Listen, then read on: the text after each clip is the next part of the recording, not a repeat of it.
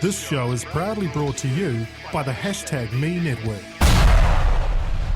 This week's episode of the Bits of Awesome podcast is brought to you by Need It Want It Gadget. Check them out for a whole heap of different nerdy gadgets. Everything from retro gaming emulators such as the Sega handheld, which is an awesome toy if you want to relive some Mega Drive games on the go. It comes with a whole heap of Sonic games built in as well. It's amazing. And they've even got things like the Spreaker, which is this cool little gadget for your mobile phone. Check it out, needitwantitgadget.co.nz. Let them know that Phid and Gus sent you from Bits of Awesome and they'll hook you up. Alright, on with the show. Bits of Awesome, the retro gaming podcast.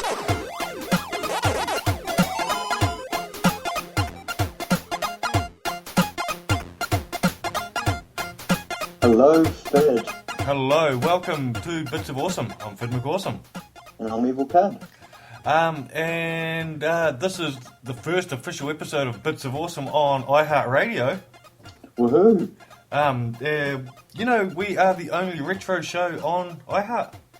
Really? The only one in the entire world. That is crazy. That's awesome stuff. Yeah, so just to fill anybody in who may not know, we were picked up, 2 weeks ago by iHeartRadio? That's right. Yeah, which is a bit of a coup for us and a bit of a coup for hashtag in general, to be honest. It's awesome. More exposure. So, hello, iHeart listeners. Hello, iHeart. We've got quite a bit to talk about this week, but we start off every week with King of Picks. King of the Picks. So, King of Picks this week, eh? Yeah. So, let's start. Who was King of Picks last week? It was me, wasn't it? You were King of Picks. I think you've been the reigning champion for the last 2 weeks, or the last 2 shows. Yeah, could be. So, this week, I haven't had any really good, bargain finds. I'm finding Trade Me has been bollocks for our American listeners. That's like our eBay. And I got a box minister of our friend Steve, the Mega Drive gun. That's an awesome toy, that. Yeah, it kind of reminds me of, the Power Glove for NES. Yeah, it's so bad, it's awesome. Yeah, it's a weird accessory, but yeah, I have clipped it all together and pretended to shoot things with it because I'm that type of person. I always wanted one of those when I was a kid. Used to see it in the video game magazines, and I think they used... Do you remember what was that really bad American TV show that they used to talk about Sega and Nintendo games on?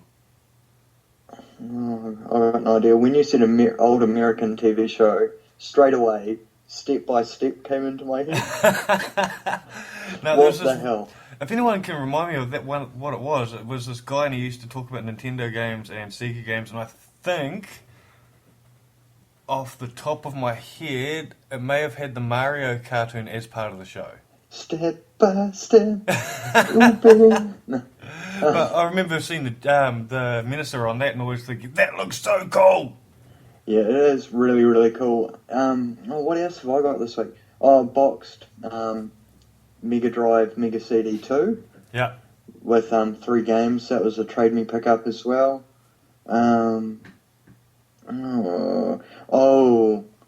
My holy grail. Now, I've always said all through this, I really want Street Fighter on Master System. Yeah. That's like my crowning jewel. That's what I've always wanted. And I managed to outwit and outlast a Trade Me auction and win one. That's awesome. So this is the very rare Brazilian exclusive? That's right. It's going to be terrible, but it's Street Fighter and it's on Master System, so that is insanely awesome. So does that count? Because you haven't got it in your possession yet, have you? Yeah, that's the little sour point about this. So I won it last Tuesday, and it is now Thursday night, and I still haven't got it. Fingers crossed. Hopefully he's just spent your money and can't afford postage this week. He's got more stuff back on Trade Me too, which is a little fucking annoying, but Yeah, we'll just... I'm really hoping it turns up tomorrow. I'm going to be really gutted if it doesn't, like, really.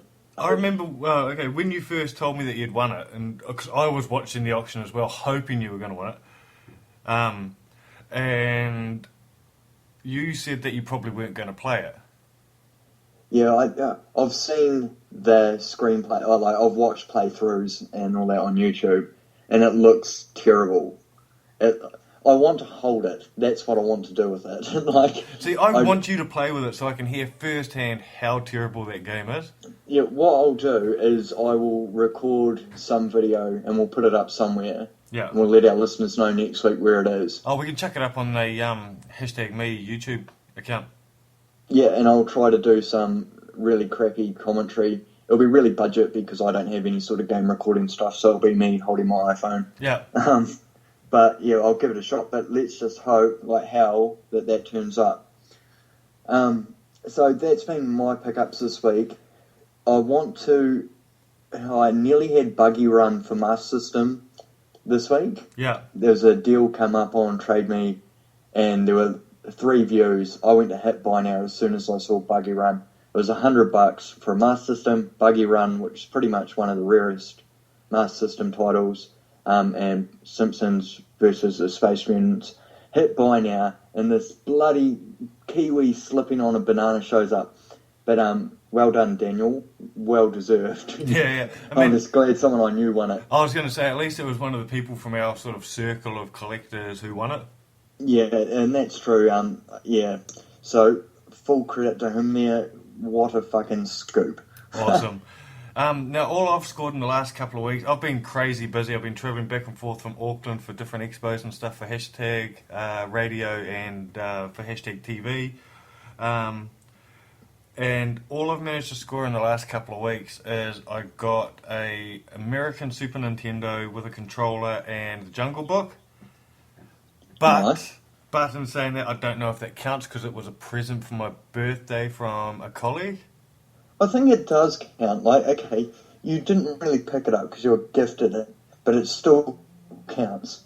Yeah. Like, I don't know. I'd count it. Yeah. You didn't pay anything for it. And the other thing I've scored, which was another thing that was a gift as well, but it was really cool, it was the entire set of McDonald's Sega LCDs.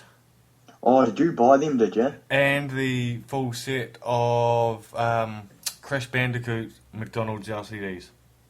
Oh, was that the Trade Me auction? It was a Trade Me auction. Nice. What did you end up getting them for? $17. Oh, yeah, that's not too bad.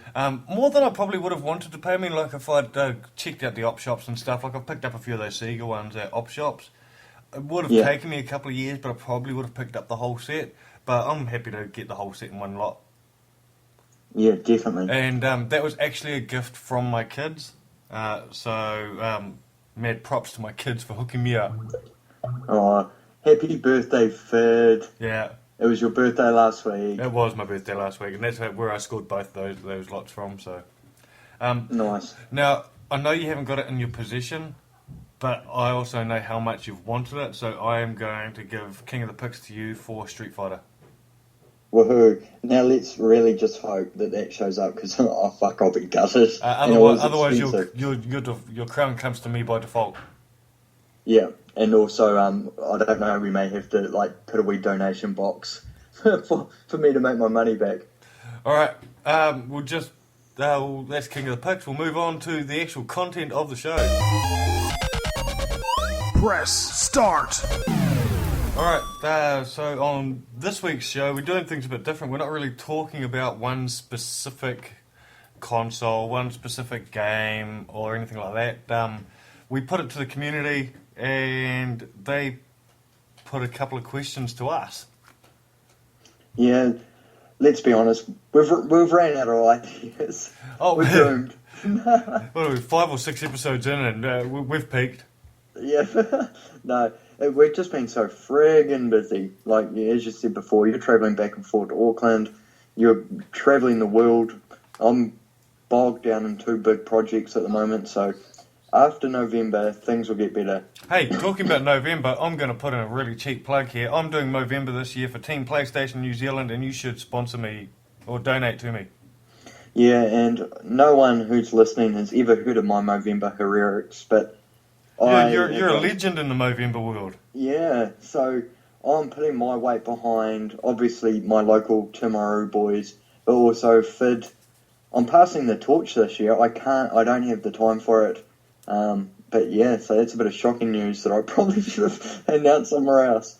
Yeah, so I've joined Team PlayStation New Zealand. They asked me to join their team. Currently, I'm the number one on their team. I've raised $130 in 2 days.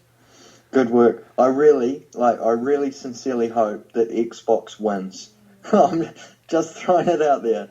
I love you, and I want you to win, but, my I don't think there loyalty's is an Xbox. me and Maddie from #Radio were having a talk today about it. I don't think there's an Xbox team.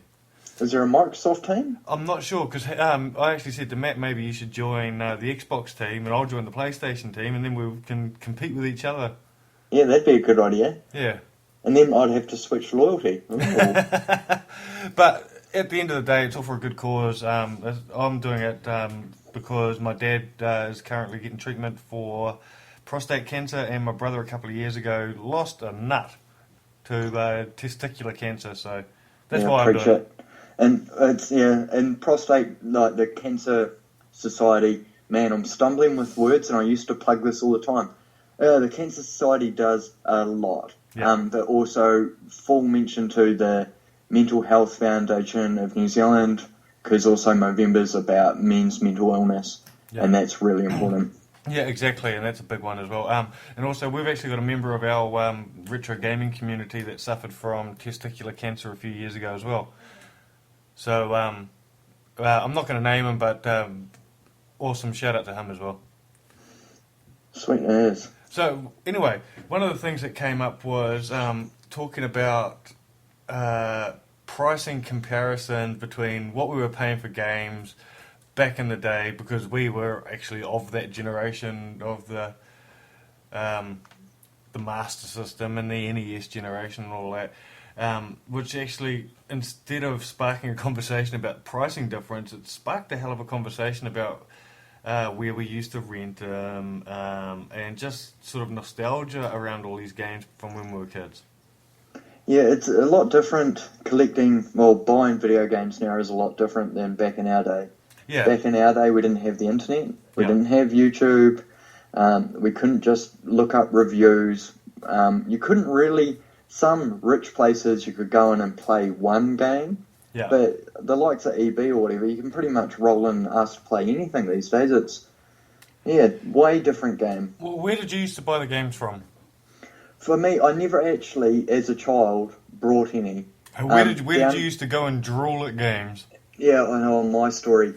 We had a movie theatre here called the Majestic Movie Theatre, and it was this lovely old style movie theatre, and it had like the big screen, but I'm getting the feels. It smelled like popcorn. It was just this amazing old building, and at the bottom it had a Video Easy. Yeah. So you'd go in up these stairs, there'd be Video Easy, and then you'd go up further stairs and be in this beautiful friggin' theatre. And so I used to go to Video Easy and stare at these games and cases for hours. Even if I wasn't renting or didn't have pocket money that week to do it, I'd go and just look at these games. So, being a Sega guy now, was it only the Sega stuff you went and looked at? Yeah, well, NES and Super Nintendo down here is actually never been that popular. The only kid I knew that had an NES when I was little was a Canadian guy who brought it from Canada here. Down south, our Deckers didn't really stock the NES.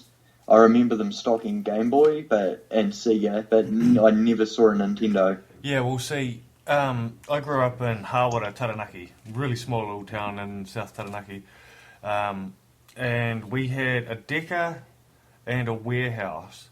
But an hour away was New Plymouth, which had a toy warehouse. It had a bigger warehouse. It had a bigger Decker, and I used to go into those stores and, if memory serves me right, I remember they had NES and Super Nintendo, but they were very small displays. But being a Sega guy, even back then, we had the Master System, so I used to go in there and look at the Master System games. But I think you're right in that out of all the Nintendo stuff, it was mainly the Game Boy that I can remember them having a lot of games for. Yeah, definitely remember that now, because we had a Decker down here, and although I never purchased a game, because when I was, I'm younger than you, so I was really young when I was into Master System, so it was always my parents buying them, so I never actually remember buying them. I remember my parents buying them from Decker. I can't remember prices of them back then. Yeah, see, I've got a pretty good memory on some of the prices. Like, I can remember the premium games, like, I can remember Street Fighter 2 just being ridiculously expensive, which is why none of my friends owned it. We used to have to rent Street Fighter because it was just so expensive.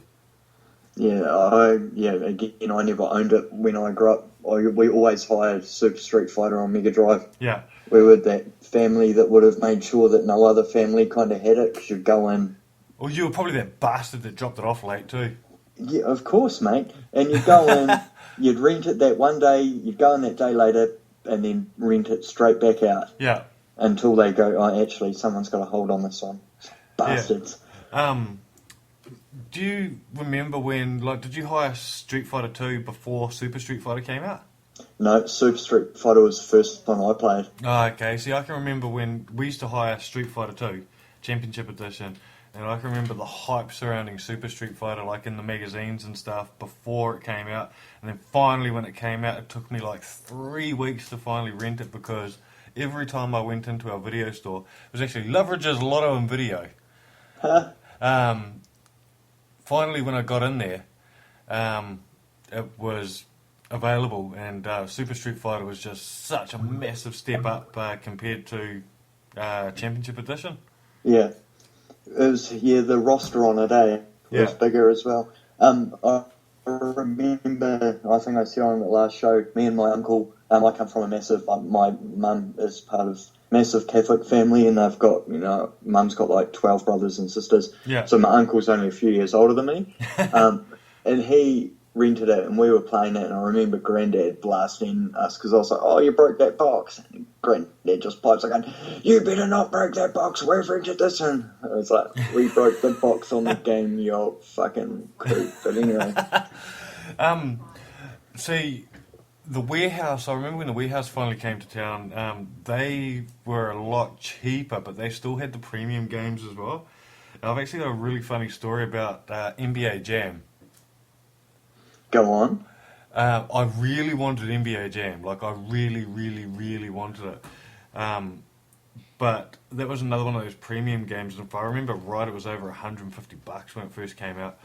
However, sitting on the Mega Drive stand, right next to it, was the classics games. Oh, yes. And so you had your premium games like Super Street Fighter and NBA Jam, and that were expensive. And your classics were the games that had been out for a few years, and they'd re-released at a reduced price. Yeah, with the black cases, with the golden scribble on it. I know the ones. Yeah. Now, back then, neither the warehouse or Decker used the barcodes that were actually on the boxes. They used to have their own stickers with the barcodes. Oh, I think I know where you're going with this. Are you going to admit to a crime? No. I'm not going to admit to a crime. I'm going to admit to finding a loophole in their barcoding system. Wherein the fact that their barcodes were easy to remove and easy to reattach to other things. And I remember figuring out that they used the same barcode for every single game in that price point. So you were a smart fucking kid. So when they scanned it, it didn't come up as Sega Mega Drive NBA Jam. It came up as Sega Mega Drive $180. Oh. So when they scanned that game, it came up at $30. And I remember figuring it out, trying it out, and I got away with it, and I was just like, yes, I've got a golden ticket. Did you play that game, Guilty as Fuck, after that? No. No? No, I thoroughly enjoyed that game. Oh, what God, the Decker police are going to catch up with you. Yeah. I think, have I already told the story about my starter jacket? No. About how when Decker... This is not long before Decker closed. Or not long before... It might have been It's because bastards like you were taking them out of business. About 2 years before Decker closed, I think it was. It was when Mega CD had failed. So the Mega CD came out in New Zealand. It didn't really take off. They obviously had a massive stockpile of games, and they had a bargain bin in our local Decker with every single Mega Drive game in there. And they had the discs in there. And I had a Mega CD. And you obviously had a big starter jacket. And I had a big Mighty Ducks starter jacket that had a huge front pocket.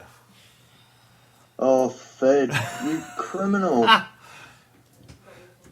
How many did you get in your jacket? One of each. What? And did you just casually stroll out of these shops? It took like 3 trips to get that whole set. Oh, man. Yeah, so that's my nostalgia of games that I acquired. Jeez, you never bought games, you just pinched them, bro. I did buy games though. First game I ever bought with my own money was actually a Game Boy. Would that been about $200 back in the day? I think if I remember right, it was about 150. I had saved up, because I did a paper run, I'd saved up $100. I went in and put $100 down on the Game Boy. Actually, no, this is what happened. I put $100 down on the Game Boy. I think it might have been close to 200, and I had it on lay-by, and I was like going in there every week and paying like $4 off it, Oh, because that's all I used to get paid for this crappy paper run I did. And then I was up to like $150, and it had taken me months to get up to that. And they had the Game Boy on special for for $150 that week, and I went in and I saw them. This is me being cunning again as a kid, and going, "Hey, I've got a Game Boy on lay-by, but now you've got it at $150." Oh yeah, but you lay-byed it at $200, so you're going to have to think, "Oh, well, I want my money back then."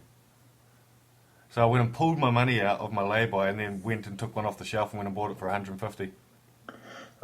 they would have had to do that though, eh? Can they hold that? Like, say if you lay-by something, and then they advertise it cheaper, do you have to stick to your lay-by agreement? I'm not 100% sure how it works nowadays. I've never lay-byed. Yeah, I only did it when I was a kid, so in my head at the time, I thought it was fair.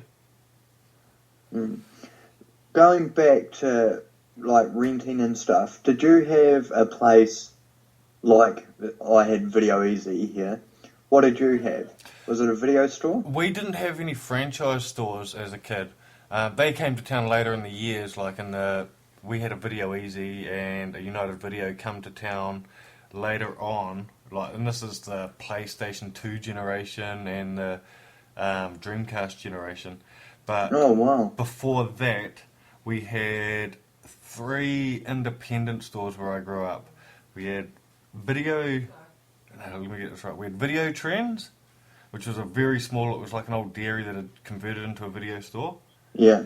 We used to have heaps of those down here. Was it like little weird, pokey video stores. Yeah, it's all coming back. Yeah, okay. Well, it was either called Video Trends or it was called Sports Scene Video, I think it was actually called. Yeah. And that was down by the stadium. Then we had the Tele Centre, which sold VHSs and Nintendo games. And if I remember right, they were the only store in town that had a really good NES and Super NES catalogue. Yeah, see, I know for a fact any video store down here, no Nintendo stuff. Yeah. Because I remember seeing them, but no. And then Master System and Mega Drive definitely, but no NES. Yeah, and the big one that we had in our town was Loveridge's Lotto and Video. And I know there's a few guys that are on our forum that actually come from the same town as me. And right now, if they're listening to the podcast, they'll be going, "Oh my god, yes! Shout out to Leverages." So shout out to Josie at Leverages. She's actually still got that store. It's not a video store anymore, but she's still in the same location. Meanwhile, you three bastards have all this stock Yeah, in your houses. exactly.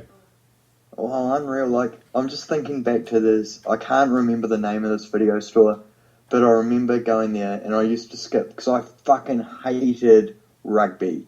I was made to play rugby like as a kid growing up, under 8s through to like under 13s or whatever. Yeah. And I'd skip rugby practice to go to this video store.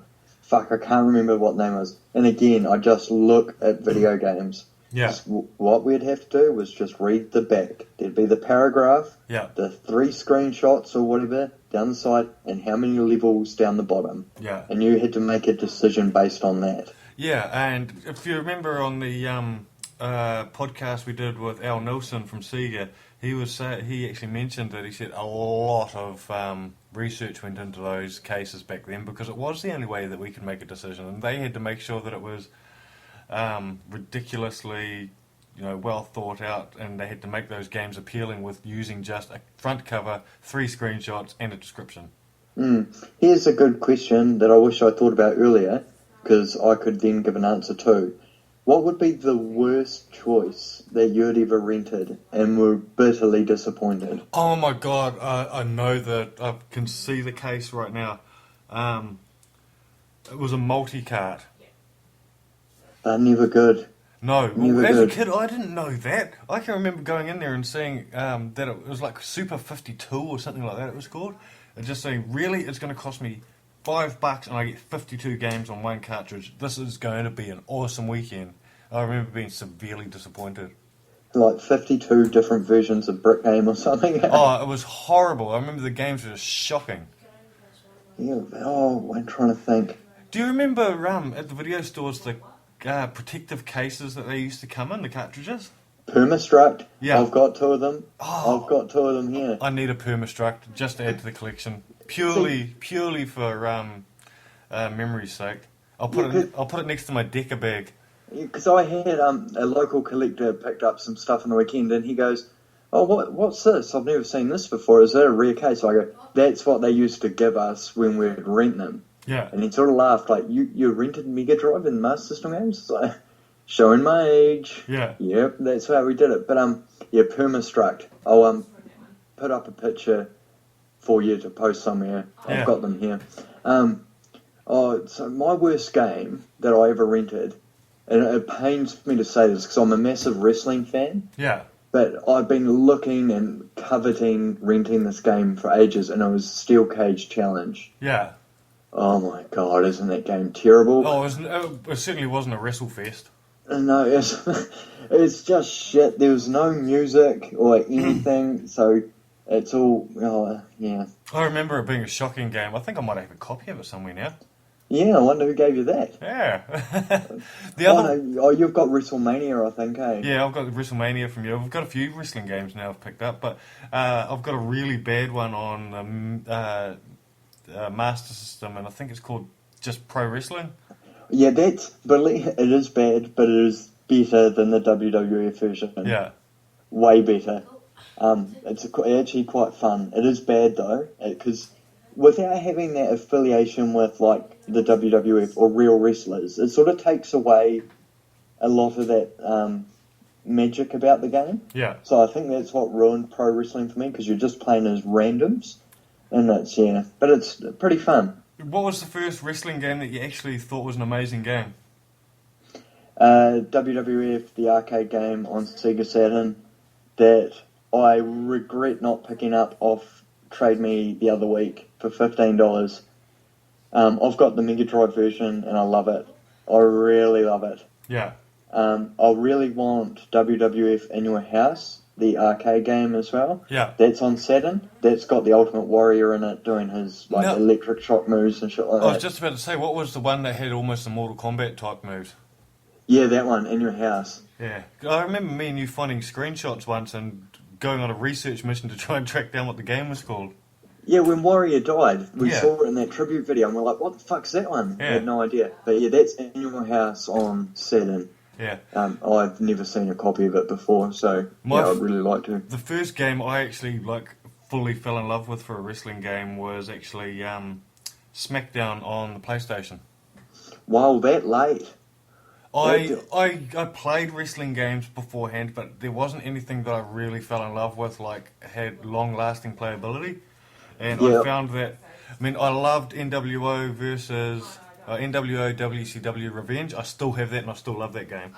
But I remember SmackDown on PlayStation just being the first game where I was just like, I can play an entire career. I can keep going. I can create my own wrestler. This is awesome. Yeah, I'd have to agree because create your wrestler, and it also had that that you go to for the title, and it had the story mode kind of thing to it. I had late nights on that. Really cool. But that's for me. It has to be the arcade. I played so much of that arcade game on Saturn growing up. Yeah. So much. Bret Hart all the time. And that kind of has Mortal Kombat sort of feel to it as well, because I think it's made by Acclaim. Yeah. Did you ever go to a store back in the day and hire a game and try and buy a game and try and return it? Buy a game and return it? The only reason I ask is on the forum we have had a couple of comments Jason Highland was going on about he bought Spellcaster and he tried to swap it for Outrun, and they were saying that they wouldn't let him at Farmers. Yeah, I don't think I ever did that. Reason being is if my parents bought me a game, it's normally a gift, and even if the game is shit, I just wouldn't be like, oh, take it back to the store, you know what I mean? It's okay, that's a shit game that will sit on the shelf or whatever, but never tried returning it. But I think that's because I was so young. Yeah. Another person was Aaron Johnson. He also said he remembers his first game being RC Grand Prix, and he made his parents go and swap it for Battle Outrun. My first game was Spider-Man. Your first ever game? Yeah, I remember my Master System, for Sega, not my first game, but for Sega, and it was one Christmas, got the Master System and Spider-Man. Yeah. I can't remember the entire story behind it, but I can remember going to stay at my grandparents for a weekend, coming back after the weekend, and Mum and Dad had bought me and my brother a Master System. And they didn't just buy the Master System, but they bought the Master System, the phaser gun, and Operation Wolf. So you got a sweet package to start with. Yeah, but in saying that, that package was purchased after the Mega Drive had come out. Yeah, I think I may have got my Master System after Mega Drive. Yeah. Only because I think there must have been a time one Christmas that the price dropped, because that would have been the only reason I got one. Yeah, it's the same with me. Yeah. But I remember just absolutely being ecstatic. You ever seen that video on YouTube of the kid that gets a Nintendo 64 and he's jumping up and down and he's all excited about it? Yes. There, when I saw that, that's exactly what I was like when I got the Master System. So was I, because I remember playing them everywhere, but we didn't have one. Yeah. I remember peeling that paper off that box, knowing what was beneath it. See, no. well, I think the biggest thing that shocked us is it wasn't Christmas, it wasn't our birthday or anything like that. It was just we came home from Grandma and Granddad and hooked up in our... I think it might have actually been hooked up in Mum and Dad's room in the on their TV, because they didn't want it on the main TV because Dad's got to watch his rugby.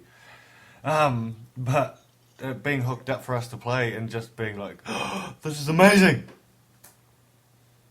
Hell yeah! I remember. Now all this shit's coming back to me. Yeah. I remember we had like a lounge and it was up there, and so it was away from the parents, but also that we couldn't have it in our room type of thing. Yeah. And I remember getting up to go for a leak one day as a kid, looking, this TV was going, and Mum and Dad were both sitting there with a controller each. Yeah. It's like, what are you doing? And I looked, and Mum had gotten further on Alex's kid than I had. Oh, gutted. Yeah, I haven't seen this level. Yes, my mum really got into Operation Wolf, and in fact, when Mum and Dad came and visited a couple of weeks ago, and I actually said to her, I said, Mum, look what I've got. I showed her that I had Operation Wolf and the light phaser and that, and Mum actually got visually excited about it, and she goes, "Oh, next time we're up, I'm going to have to play it." No, Yeah. get Mum all hooked up. Oh, I haven't had a chance yet, but next time she's up, she wants to have a play. Nice. Yeah. Well, I think that's probably about where we are this week. We'll had a few other topics like the storage one, but I think we need to give that, like, should we run through that now? Oh, why don't we? I mean, I don't think the storage thing's going to be long enough to justify an entire show, but I thought it was an interesting topic because it's something that I'm currently going through at the moment. Yeah, And I'm just going to lay it out there. I don't store shit. I don't have a special gaming setup. I've got consoles piled up under my TV, and wherever something turns up, I make room for it. yeah, I do need to get a storage thing going on. I'm getting pestered all the time to get fucking bookshelves. And one day I will, and one day I'll make something cool to store in, but at the moment it's just where the fuck it goes. yeah. See, I've got one area where I've got like my main consoles, but I've got a walk-in cupboard which has got all the rest of my consoles and all of my games and stuff, and all of my. Do you just say a walk-in cupboard? Yeah, Like a woman has a wardrobe? yeah. I've got a walk-in gaming cupboard.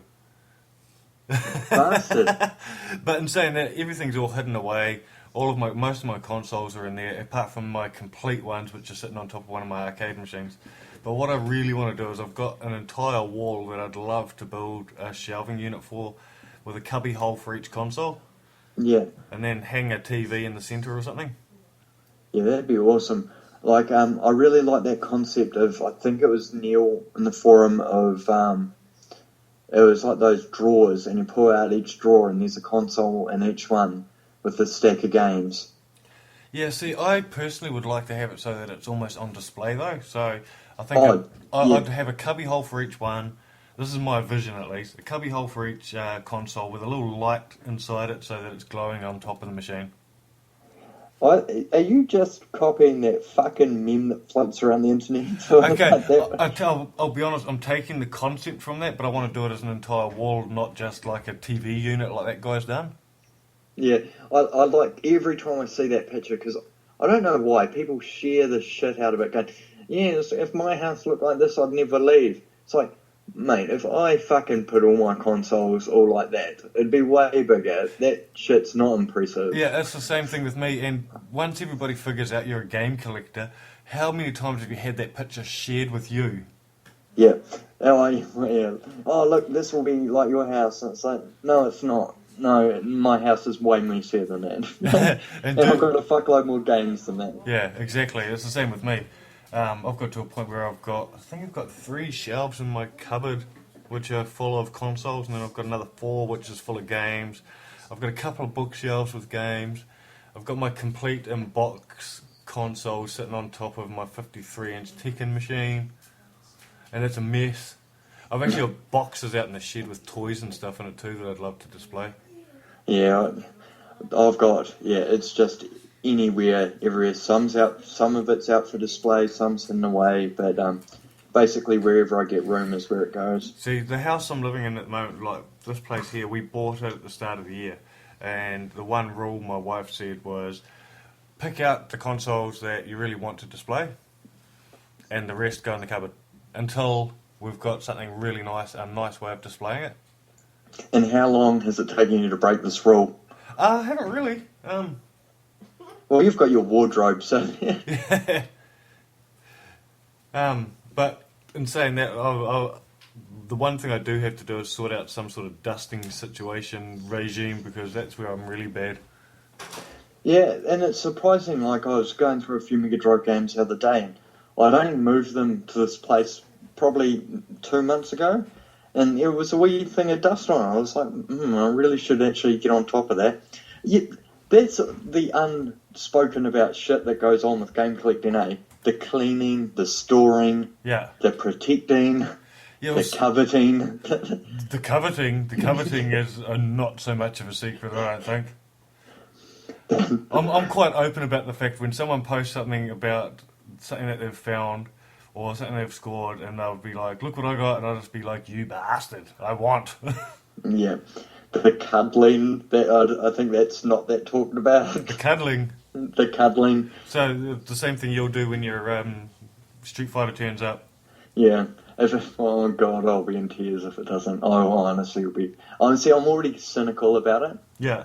And it's because I want it so badly. Yeah. You've done this a few times though when you've won an auction or you've bought something and it's taken longer than 3 days to turn up. You're, oh, it's not going to show up.